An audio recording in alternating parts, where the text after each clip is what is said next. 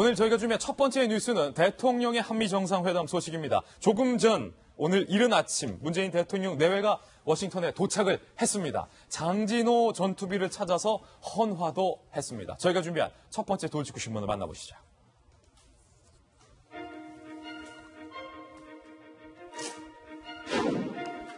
문 대통령 방미 첫 일정을 아주 산뜻하게 시작을 했습니다.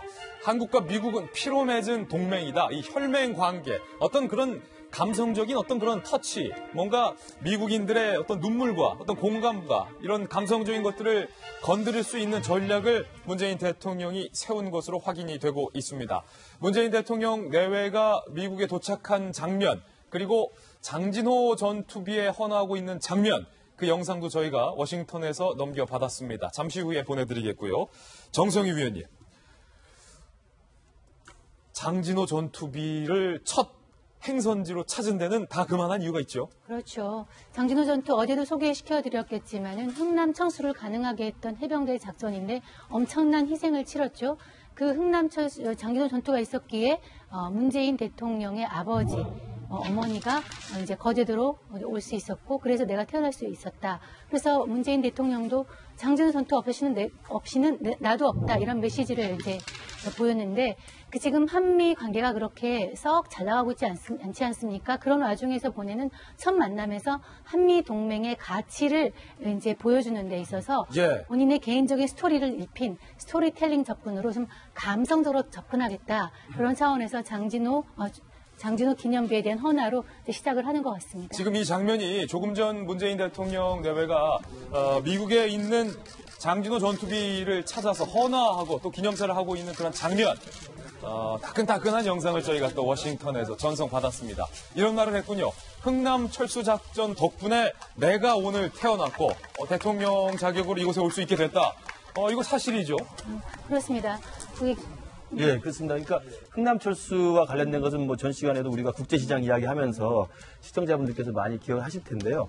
그때 우리 미군을 따라서 남쪽으로 내려온 피난민들이 한 10만 명 됐다는 거 아닙니까? 그 중에 이제 문재인 대통령의 부모가 계셨고, 그 흥남철수 덕분에 문재인 대통령 거제도로 와서 태어날 수 있었기 때문에 저 말이 정말 사실인 거죠. 그러니까 흥남철수 덕분에 문재인 대통령은 태어날 수밖에 없었고, 흥남철수 가능하게 한 게 바로 장진호 전투입니다. 근데 그 장진호 전투라는 것은 미군이 당시에 한국전 때 엄청난 희생을 치르면서 중공군의 남하를 막았던 전투인데, 미군 13,000여 명이 중공군 12만 명에게 포위됐다. 그렇습니다. 그래서 굉장히 많은 희생을 치렀고 또 굉장히 많이 열심히 싸웠던 전투이기 때문에 장진호 전투가 사실은 문재인 대통령의 어떤 탄생을 가능하게 한 그런 전투라고 생각할 수 있습니다.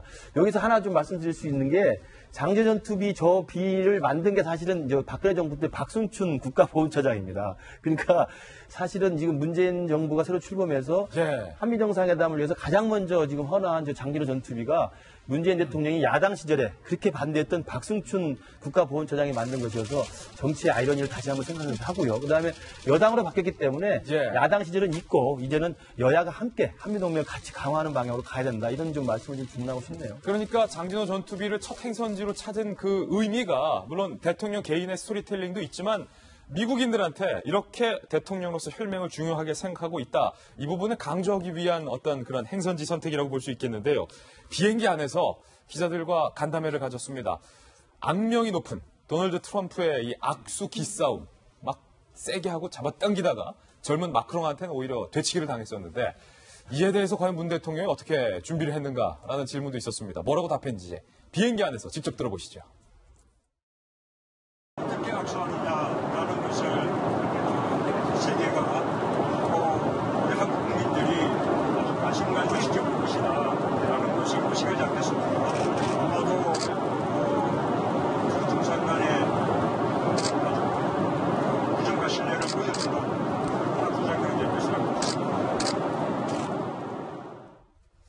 네, 오늘 삼김시대 때부터 정치만 취재해 오신 김광덕 전 한국일보 정치부장 모셨는데요. 아니, 정상회담할 때 보통 이렇게 악수를 어떻게 하느냐, 이것까지 다 밑에 참모진들이 신경을 써야 됩니까? 네, 그 정상회담 할 때는 남자들끼리 이제 인사 처음에 하는 게 이제 손을 잡는 거 아닙니까? 이렇게 하잖아요.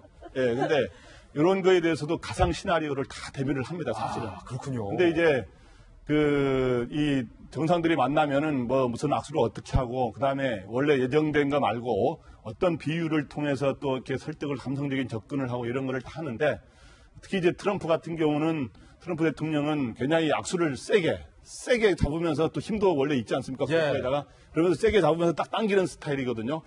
최근에 그 아베 일본 총리하고 만났을 때 악수를 하면서 19초 동안 꽉 잡아가지고 놓아주지 않아서 아베가 굉장히 이제 얼굴이 이제 불편한 그런 상황까지 됐는데, 근데 그러한 거를 알고 이제 여러 가지 다른 정상들은 대비를 해가지고 프랑스 마크롱 대통령 같은 경우는 만나서 오히려 6초 동안 더 세게 안 놔줬어요. 더 잡아서 오히려 너무 세게 잡아보니까 오히려 트럼프가 빼려 그러는데 안 놔주는 일이 있었고, 그다음에 트리드 캐나다 총리 같은 경우는 그걸 세게 잡아 당기는 걸 대비해서 미리 어깨를 탁 한쪽 손으로 딱 잡으면서 대비를 하는 그런 게 있었는데, 저는 그 문 대통령께서 그 여러 가지 가능성에 대비해서 결론은 오늘 우정과 신뢰를 보여주는 악수가 될 거라 그랬는데, 저는 플랜 A, B, C가 다 준비됐다고 봅니다.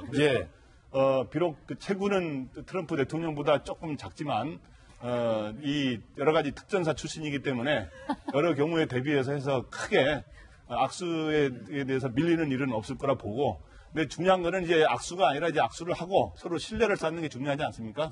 신뢰에 이어서 진짜 한미 간의 중요한 이러한 현안들, 이런 거에 대해서 사드 문제라든가 한미 FTA라든가 약간의 이견이 있을 수 있는 문제들에서 어떻게 좋은 결과를 이끌어내느냐 하느냐가 더 중요한 것 같습니다. 김정숙 여사의 행보에 대해서도 많은 관심을 보이고 있습니다. 미국 현지에서 특히 지금 이 장면, 문재인 대통령 내외가 공항에 도착을 한 장면입니다. 미국 워싱턴에 주요 인사들이 환영을 나온 그런 장면도 보이는데, 김정숙 여사의 의상을 한번 보시면요. 정성희 위원님, 이 출발할 때 의상과는 좀 달라졌어요. 출발할 때는 이제 검정색 바지에다가 흰색 재킷을 입고 출발을 했는데, 내려올 때는 아무래도 이제 외교적인 의상으로 갈아입었죠. 한국적 그 아름다움을 보여주는 의상이라고 생각이 드는데, 저 지금 처음 봤는데 딱 떠오른 느낌이 우리나라의 청화백자 같아요. 청화백자. 백자 하얀색 도자기에다가 그 청색으로 그 입혀서 했던 그런 느낌을 이렇게 보고 조선시대의 도자기를 딱 연상시킨, 저는 굉장히 좋은 선택이라고 생각이 들고요. 사실은 그 김정숙 여사도 내조 외교도 중요하죠. 지금 첫 번째 그 데뷔전 아니겠습니까? 저쪽이 멜라니아예요. 그러니까 아직은 오늘은 이제 멜라니아를 안 보고 내일 만찬에서 만나는데, 뭐 멜라니아는 모델 출신이니까 뭐 외모나 이런 경쟁이 되겠습니까? 그 본인의 나이와 그 아름다움의 경쟁력에 맞는 한국적인 아름다움, 매력을 보이는 식으로 품격 있게 다가가면 될 것 같고요. 뭐 내조 외교도 중요합니다. 저는 뭐 그 김정숙 여사도 잠을 잘 못 이루었을 거라고 생각이 들어요. 아마 좋은 비행기에 탔지만은 아무래도 이제 처음 국제 무대에 데뷔하는 거니까 오늘 뭐 장진호 기념회 같이 갔고요. 그 워싱턴에 있는 노인 시설, 치매 뭐 이런 시설 이런 거 둘러보고, 또 카렌 펜스 부통령 부부, 그러니까 아내 부인과 함께 만나서 또 외교도 하고 이렇게 무대를 선보이는 그런 자리가 될 텐데, 아까 얘기했지만 한국적인 품격과 아름다움을 선보이는 그런 자리가 되기를 바랍니다.